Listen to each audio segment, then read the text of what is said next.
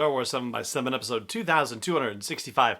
So, we were talking about The Mandalorian. We've been talking about The Mandalorian the last couple of days, but I decided that it was time to dive into a couple of questions about The Mandalorian that remain unanswered. And to answer one of them, I have to answer a set of other ones, which we kind of have an idea of, but I figured let's just, clear the air and explain what exactly the deal is with a Moff and a Grand Moff. Punch it.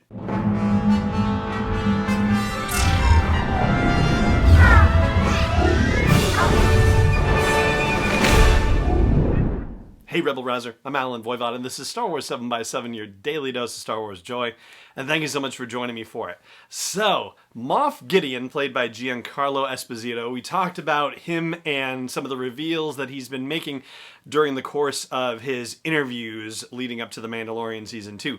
Well, this whole Moff business is a little bit slippery. It was pretty well defined in Legends, but now that the canon has been rebooted, there's definitely a lot less definition, although there are a couple of holdover things that have made it through, and so we'll touch on that briefly, but for the most part, we're just going to concern ourselves with what is right now and what we know and can guess at, basically. So as we know, Gideon is a Moff, or we think he's a Moff. I'll address that.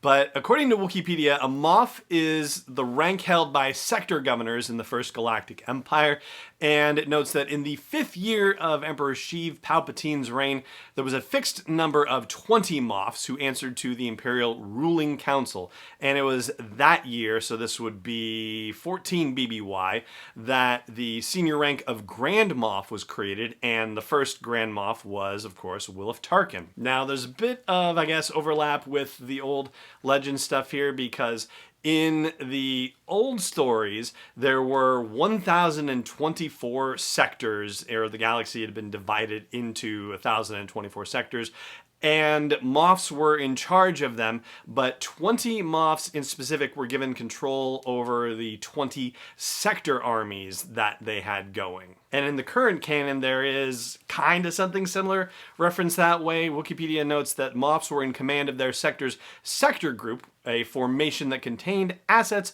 from the Imperial military and intelligence. So you have sectors and you have Moffs, but then there are also oversectors and Grand Moffs. So according to Wikipedia, again, a Grand Moff is a political title in the hierarchy, and they are governors of oversectors, which are grouped star systems and sectors that demonstrated signs of unrest. In other words, rebel activity, if you will. Not necessarily rebel, but certainly that would fall under it. Also just general resistance to the Empire's rule, even if it wasn't organized in that fashion.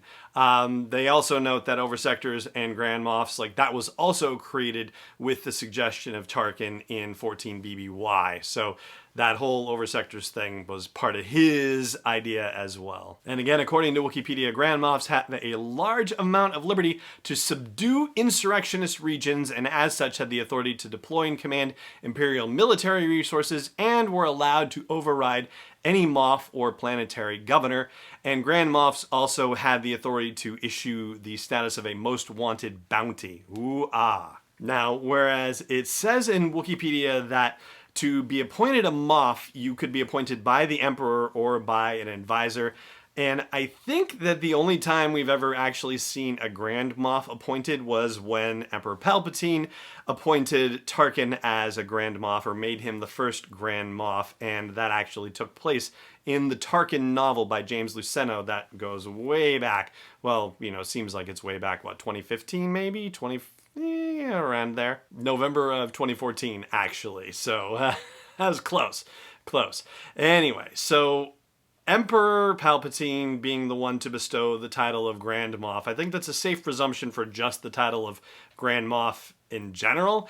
And so what does it have to do with Moff Gideon? Well, I will explain that in just a second. I do just want to give a quick shout out to our friends at Audible and thank them for letting me have the opportunity to give you a free audiobook download and a free 30-day trial if you go through sw7x7.com/audible to try their service. hundreds of new and old Star Wars titles. I learned a fun fact about the Timothy Zahn Thrawn novels. Zahn has said that in writing the new stuff, he's trying to, A, not conflict with the old stuff, and he's also trying to bring some of the old stuff into the new canon as well. So if you want to listen to an old Thrawn story, which might, not officially, but have some relevance to the news stories, or if you want to listen to the news stories, check out sw7x7.com/audible for your free audiobook download and free 30-day trial. And thank you for supporting me in Star Wars 7x7. So here is the deal. After the supposed death of Sheev Palpatine on Death Star 2, the Empire was thrown into chaos, and various people tried to, grab power and command Imperial remnants and whatnot. There was a guy named Moff Pandion, and he gave himself a promotion to Grand Moff and called himself Grand Moff Pandion, and that happened in the Aftermath trilogy novels, okay? So we know that after Palpatine disappeared, let's just use that term, shall we? Then, as everybody was scrambling for power, people just gave themselves titles willy-nilly, and if they were able to back them up, then so much the better for them.